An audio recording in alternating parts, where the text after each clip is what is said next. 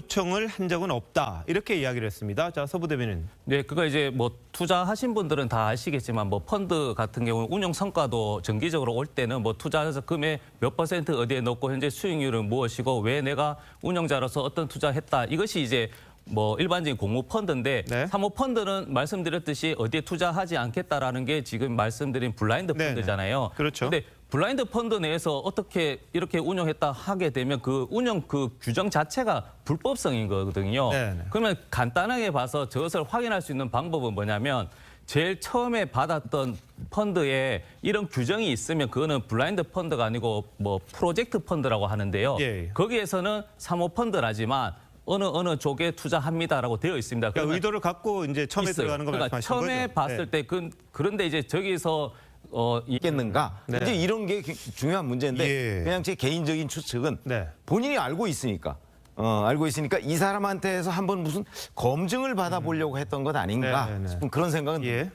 네, 그러니까 이게 주식을 안 하신 분들은 굉장히 어려울 수도 있고 이게 이해가 안 갈 수가 있는데요. 지금 이게 모든 언론에서 이야기하는 게 아까 말씀하셨던 2억 5천만 원 또 코링크 주식을 액면가가 10,000원인데 200배 비싼 200만 원에 주고 샀다라고 하는데요. 이 액면가와 주식의 가치를 아예 모르시는 분 같은 경우는 이렇게 이해할 수 있는데 쉽게 말씀드려서 상장회사 삼성전자도 지금 주가 액면가는 100원입니다. 근데 현재 주가는 5만 원이거든요. 그럼 500배의 주식을 사야 되는 것이거든요. 그래서 이 부분도 조금 더 공부를 할 필요는 네. 있는 것이고 예. 더 중요한 것은 정경심 교수 같은 경우에는 WFM은 알 수 있습니다. 왜냐하면 오촌 조카가 WFM의 그 고문으로 추천을 했었거든요. 지금 사모펀드에 들어간 것은 그 WFM이 아니고 웨스 CNT입니다. 가로등 전멸기. 그러니까 이게 참 어려운 부분인데 코링크 운용회사에는 4개 펀드가 있기 때문에 그중에 하나 배터리 펀드 이제 했던 게 WFM인데 네. 고문을 받는 입장에서는 그냥 회사를 모른 채 고문료를 받을 수는 없거든요. 그래서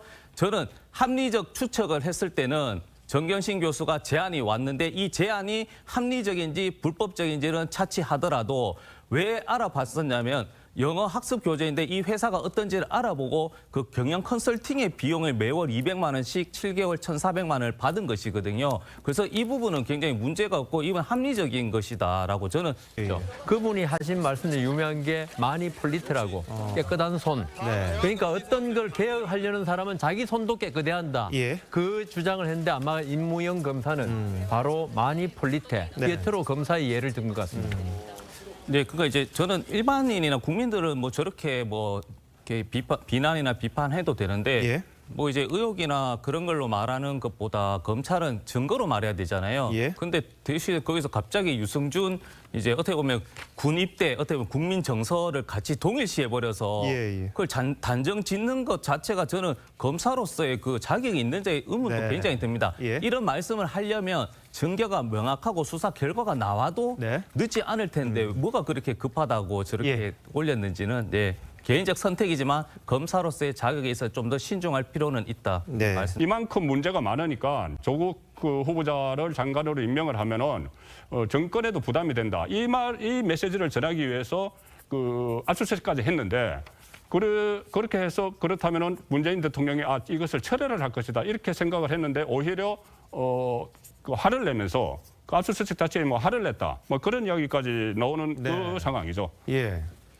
이제 그러니까 저는 청와대 관계자 말이 뭐 거의 100% 맞다. 왜냐하면 윤석열 검찰 체제가 그렇게 뭐 사람이 충성하지 않지 않습니까? 검찰의 그 개혁과 미래를 위해서 열심히 하고 계시는데 만약에 이 언론이 사실이면 이건 큰일 날 거죠. 왜냐하면 그 검찰의 총장이 어떤 그 목적을 가지고 대통령의 인사 권한에 대해서 사전에 청문회 전에도 이렇게 사전 인사 검증했다는 것 자체가 예. 굉장히 어떻게 보면 항명이고 정치 그 검찰이라는 것 스스로 증명하는 것이거든요. 그래서 저는 윤석열 체제에서 이렇게 이야기했다는 것은 청와대가 오보라고 한 것을 저는 이제 믿는 것이죠. 그러니까 이제 대구 같은 경우에는 사실 뭐 한 70%까지 부정평가 굉장히 예. 많아서 전국에 비해서 더 저도 체감을 많이 하고 있는데요.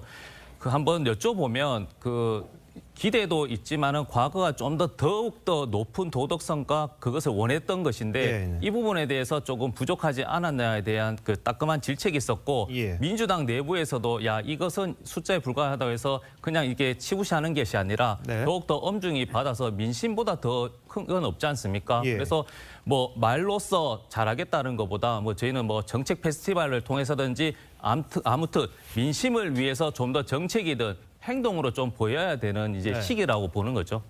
아까 최병묵 편집장이 이 지지율 하락의 원인